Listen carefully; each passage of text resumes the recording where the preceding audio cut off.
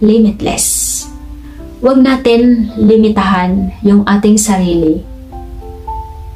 Huwag natin i-diet yung ating sarili. Okay lang sa pagkain na mag-diet.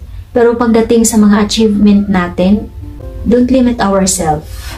As long as we are happy, as long as wala tayong naaapakan na ibang tao, as long as wala tayong nagagamit na isang tao, as long as nakakatulong tayo sa environment, nakakatulong tayo sa ibang tao, keep going.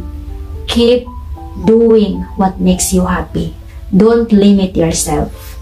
Kasi, you have the opportunity to do it. Kasi one day na hindi na natin kaya, wala na. Hindi na natin magagawa yung gusto natin dahil we cannot able to do it. Maybe biglang magkasakit or biglang merong mangyari. So wala na chance, wala. But for now, at your age right now, na gusto mong madami ka pang ma-achieve in your life, to have impact sa ating bansa, then do it. Don't limit yourself as long as we don't harm other people.